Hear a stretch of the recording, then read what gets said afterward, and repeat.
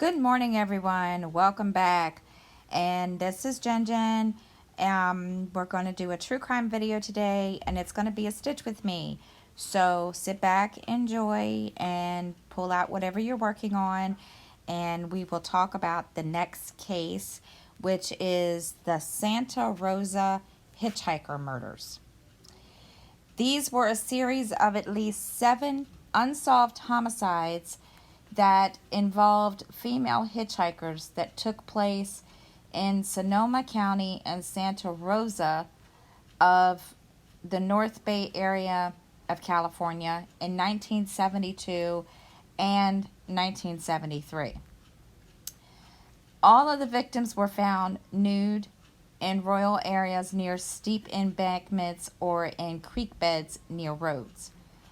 The victims, we're going to start with the victims. The first two are Maureen Sterling and Yvonne Weber. Maureen Sterling was 12 years old. Yvonne Lisa Weber was 13. They both attended Herbert Slater Middle School. They disappeared around 9 p.m. on February the 4th of 1972 after visiting the Redwood Empire Ice Arena. Both girls, like young kids in that time, often hitchhiked. They were last seen hitchhiking northwest of Santa Rosa. Their bodies were found on December 28th of 1972, approximately 2 miles north of Porter Creek Road and Franz Valley Road, on Franz Valley Road, down a steep embankment, approximately 66 feet off the east side of the roadway. A single earring, orange beads, and a 14-karat gold necklace with a cross were found at the scene. The cause of death could not be determined from the skeletal remains. Sterling's mother identified the cross and the earring as her daughter's property. The mate to the earring was not found at that scene. The next victim was Kim Wendy Allen. She was a student at Santa Rosa Junior College. She was 19, and she was given a ride by 2 men on March the 4th of 1972 from her job at Larkspur Natural Foods to San Rafael. They last saw her at approximately 5:20 p.m. hitchhiking to school near the Bell Avenue entrance to Highway 101 northbound, carrying a wooden soy barrel with red Chinese characters on it. Her body was found the following day down an embankment in a creek bed 20 feet from off the road in Santa Rosa. The victim had been bound at the ankles, wrists, and raped and slowly strangled with a cord for approximately 30 minutes. Semen was recovered from the body, and a single gold loop earring was found at the site. Markings at the top of the embankment and a possible leg impression in the loam indicated the assailant most likely slipped or fell while throwing or transporting the body. The 2 men who gave her a ride, one of whom was given and passed a polygraph test, were ruled out as suspects. An aluminum frame orange backpack that Kim had been carrying at the time of the murder was found several weeks later, and her checkbook was deposited in a drive-up mailbox from the Kentfield, California post office sometime on the morning of March 24th of 1972. This was 20 days after she was murdered. People thought 2 fingerprints on the check mark might belong to the killer. When she was found, Allen also had an oily substance on her right side that authorities said were similar to oil used in a machine shop. The next victim, Laurie Lee Cursa, She was 13, and she was a student at Lawrence Cook Middle School. She had been reported missing by her mother on November the 11th, 1972, after disappearing after they shopped at a U-Save, and was last seen on November the 20th or the 21st in Santa Rosa, where she was visiting friends, having deliberately run away. Now, she was a frequent hitchhiker and had habitual runaway. Her frozen remains were located on December the 14th of 1972 in a ravine approximately 50 feet off Calistoga Road, northeast of Rincon Valley in Santa Rosa. The killer had thrown the body at least 30 feet over an embankment. The girl had a single wire loop in each earlobe, but the rest of the earrings were missing and were not found at the scene. The cause of her death was a broken neck with compression and hemorrhage of the spinal cord. The victim had not been sexually assaulted and likely died 1 to 2 weeks prior to discovery. A possible witness to her abduction later came forward stating that on an evening somewhere between December the 3rd and December the 9th in 1972, while driving on Parkhurst Drive, he saw 2 men push a girl that fit Cursa's description into the back of a van that was driven by a Caucasian man with an afro-type hairstyle. The vehicle then sped north on Calistoga Road. The authorities speculated that Cursa was kidnapped, forced into the van, stripped of her clothing, and that she opened the passenger door of the speeding vehicle in an attempt to escape her captor or captors. She fell or jumped or was pushed out and broke her neck in the fall into the ravine. Her captors then leave her by the side of the road. The broken neck would have prevented Cursa from moving, but they think it would have taken some time for her to die from her injury. Then another victim, Caroline Davis, which was 15 years old, ran away from her home outside Anderson in Shasta County on February the 6th of 1973, but she disappeared July 15th, 1973, after being dropped off by her grandmother at the Garberville Post Office. She was last seen hitchhiking that afternoon near a ramp on Highway 101, southbound in Garberville. Her body was discovered on July 31st, 1973, just 3 feet from where the remains of Sterling and Weber had been recovered 7 months prior. The cause of the death was strychnine poisoning, 10 to 14 days before discovery. The authorities couldn't determine if she had been raped. An autopsy found that Davis had an injury to her right earlobe that appeared to be an attempted ear piercing.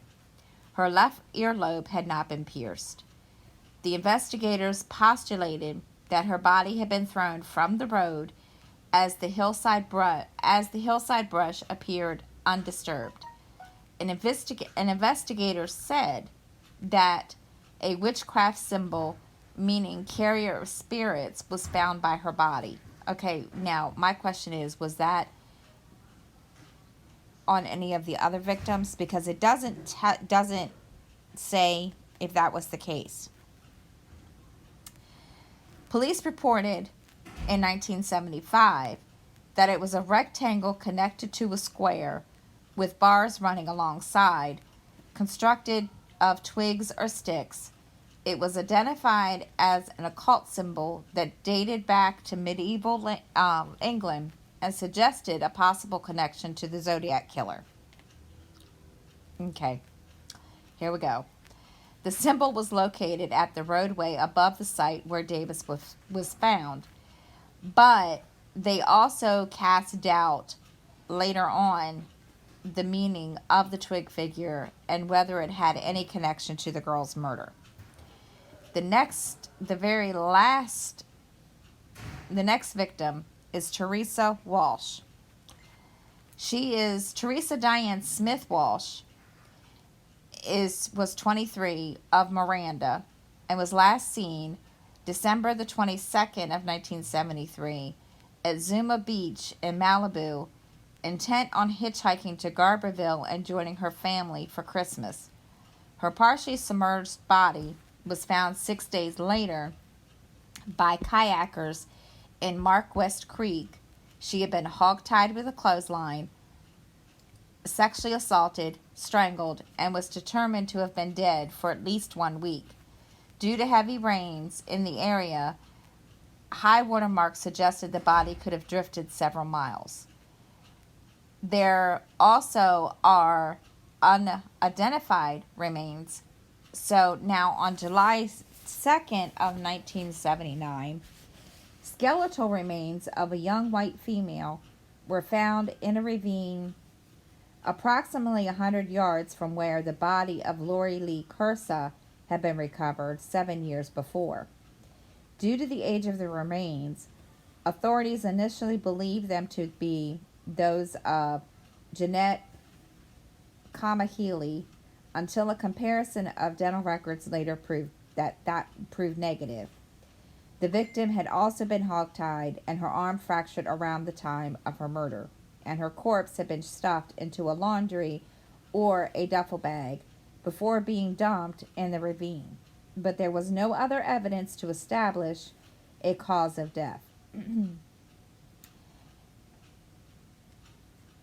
It was determined that the unidentified victim was approximately 16 to 21 years old and had wore candy or contact lenses. Now, they were kept in a metal tin can with picture of cherries on it. She had red, why they felt the need to say that, I don't know, had red, auburn, or brown hair, and was about 5 feet 3 inches tall, and at one time she had a broken rib, which was healed by the time of the murder. Her weight and eye color could not be ascertained. There was no clothing found. An expert consulted by the authorities had determined that the victim was likely killed between 1972 and 1974 and was probably around 19 years old. Hard contact, this is another interesting thing that I did not know.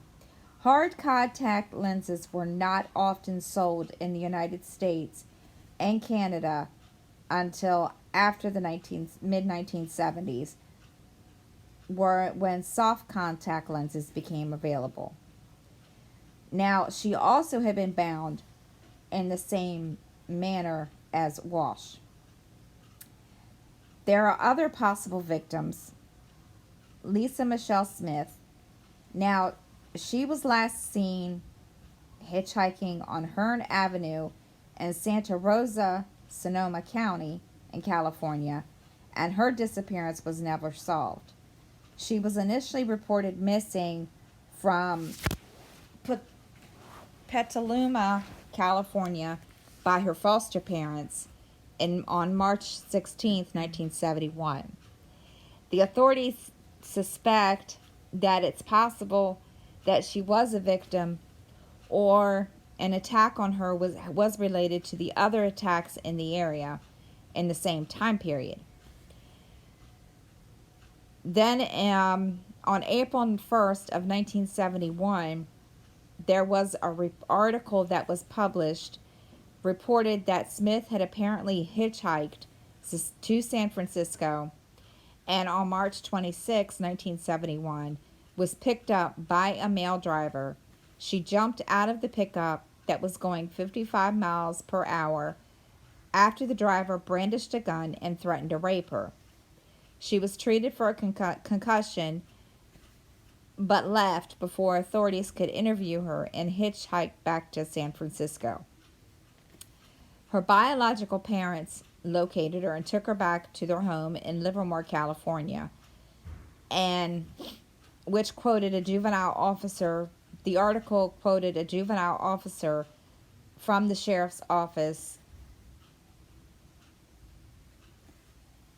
Excuse me, I read that wrong. The article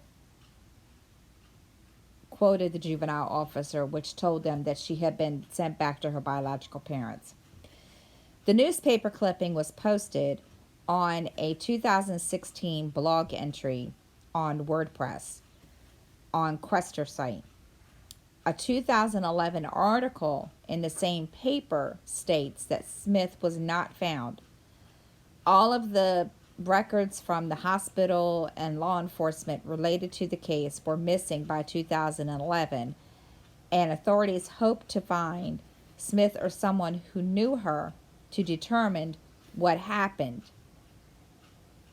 according to the 2011 article. Another possible victim was Jeanette Kamahili. She was 20 years old. She was a Santa Rosa Junior College student, and she was last seen on April the 25th of 1972. She was hitchhiking near an on-ramp of Highway 101. A friend witnessed her likely abduction and reported that she entered a faded brown Chevy pickup truck fitted with a homemade wooden camper and driven by a 20 to 30-year-old Caucasian male with an afro hairstyle, and her body was never found. Two other victims were Carrie Ann Graham and Francine Marie Trimble. Carrie Ann Graham was 15 and Francine Marie Trimble 14. They are of Forestville. They disappeared in mid-December of 1978.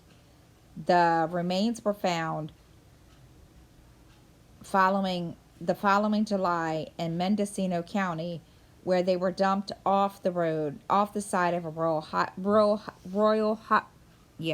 highway, but they weren't identified as belonging to Graham and Trimble until 2015, because in 1978, there was no DNA. A high school friend said that she had last seen the girls on the morning in December when all of them were smoking outside the high school. That also Graham and Trimble, who had been associating with classmates who had used drugs, had gone to school that day, but they didn't attend class. The girls told their friend that they were going to hitchhike to a party in Santa Rosa, but they didn't say who they were meeting. The friend said someone else knew they had seen the girls hitchhiking at a Chevron gas station in Forestville. Now, it's not clear what day those girls went missing. Trimble had told her mother she had intended to do some Christmas shopping at a mall in Santa Rosa. Trimble's mother had seen the girls at her home on December the 15th of 1978, and Graham's sister recalled seeing them at her parents' home either on December the 15th or December the 16th of 1978. They also mentioned to Graham's sister that they planned to go to a party, but she didn't recall any further details. Graham was recovering from surgery to remove her appendix, but had left the antibiotics she was still taking behind at her home. Trimble's mother reported her missing to the police within a few days when she didn't return home. Now, Graham had a habit of running away to stay with friends, as had her older siblings, and her parents weren't really, that concerned at first, but she didn't come home. They didn't tell her brother that Graham was missing until they saw him in person years later. Police did not question any of the girls' classmates, and many were not aware that they were considered missing. No official missing persons report had been filed for Graham until decades later, when Graham's sister suspected the victims found with Graham and Trimble and urged the police to conduct DNA testing. The police just believed that the girls were runaways and had not thoroughly investigated their disappearance. Which I could understand that, because, it sounds to me like most of these girls are, runaways, or, like to hitchhike, or, and the parents didn't seem overly concerned, especially, Graham's parents. Authorities could not identify the cause of death for the victims that were found in 1978, but the duct tape that was found at the scene likely indicated that 2 girls had been bound. A single bird-shaped earring was found at the scene that Graham's sister later identified as one that she had given to Graham. A mate to the earring was not found at the scene. No clothing or any other items belonging to Graham or Trimble were found at the scene. Now, in 1975, the FBI issues a report stating that there are 14 unsolved homicide cases between 1972 and 1974 that were committed by the same perpetrator. And these consist of 6 victims ranging from the ages of 15 to 24. And I'm just going to name them off. Rosa Vasquez, she was 20. She was last seen on May 26th. Yvonne Quillentang, which was 15. She was she was found in a vacant lot. She was 7 months pregnant. Angela Thomas, 16, was found July 2nd of 1973, smothered on a playground.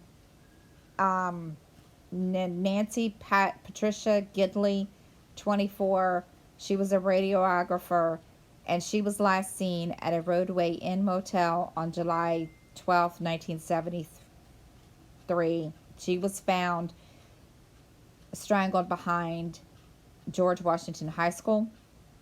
Then there is Nancy, now I'm going to probably butcher this name, so bear with me, Fushi.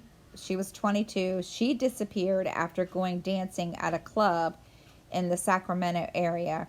Her remains were found on July 22nd, 1973 in Reading. She had been stabbed to death. Laura Odell, 21, was missing since 1973, and she was found 3 days later in a boathouse in Stowe Lake and Golden Gate Park. Brenda K. Merchant, 19, was found stabbed to death at her home on February 1st, 1974 in Marysville. Then you have Donna M. Braun, 14, whose strangled body was found in the Salinas River in Monterey. Now, this is where it's going to get interesting, and I'm going to try to do this as quickly as possible because I only have like 20 minutes left, but we're going to try to cover this as much as I can. Now, there are suspects involved in this case. The Zodiac Killer is the first suspect. And of course, he's unapprehended, and I will, do a case about him eventually.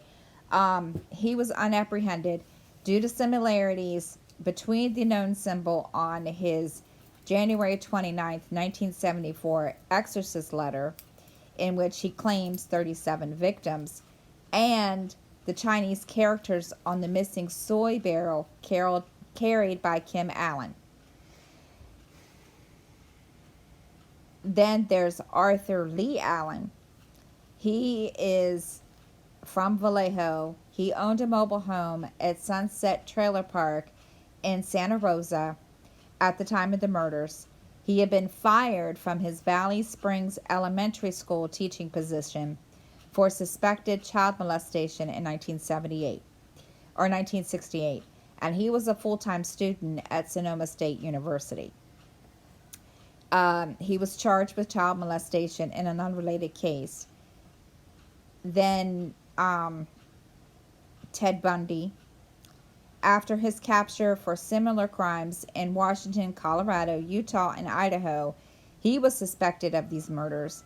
Bundy spent time in the neighboring Maureen County, but was ruled out by Sonoma County detective in the 70s and again in 1989 because of detailed credit cards and known whereabouts of Bundy reveal that he was in Washington when some of the disappearances occurred. Frederick Manali, was a 41-year-old Santa Rosa Junior College creative writing instructor, and he was suspected after his August 24th death in 1976. He died in a head-on collision on Highway 12. There were sadomasochist drawings that he created that depicted a former student, Kim Wendy Allen, who was one of the victims, that was discovered among his belongings. Also, the other suspect was the Hillside Stranglers of Los Angeles, which were Kenneth Bianchi and Angelo Bueno Jr. They were also considered. Now, the current status of this case is that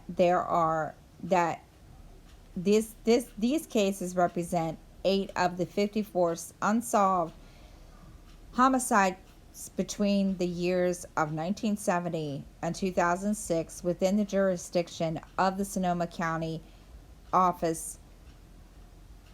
In 2011, cold storage DNA from some of the cases was submitted to the CODIS, which is the Combined DNA Index System. In 2018, DNA was brought out for testing, hoping to identify the killers in the same manner that the Golden State Killer was caught. Now, the murders of, and I'm kind of focusing on these two, but the murders of Carrie Ann Graham and Francine are unsolved, as basically most of these are unsolved. But I think that's part of the reason why it became such a big thing, because really, truthfully, they never really kind of I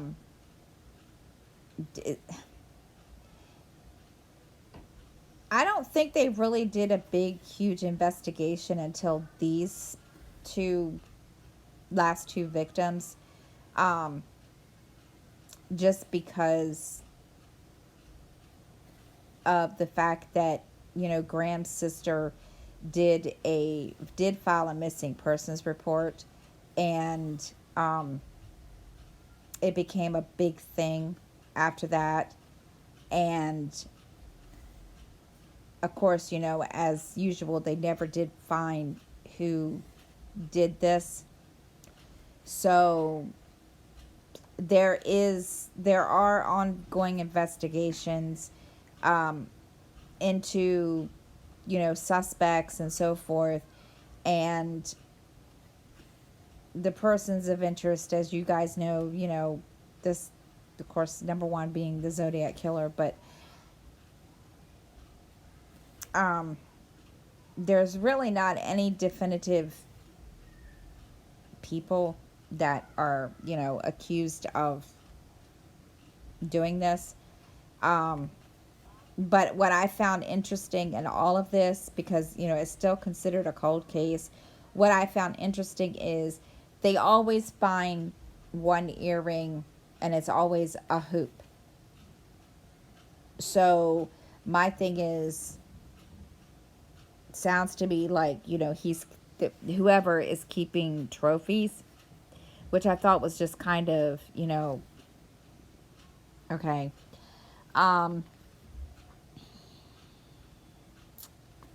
Now, what I also found interesting, which really doesn't have anything to do with this, but they think that because Carrie Ann Graham is known to have been of partial Native American ancestry, which is,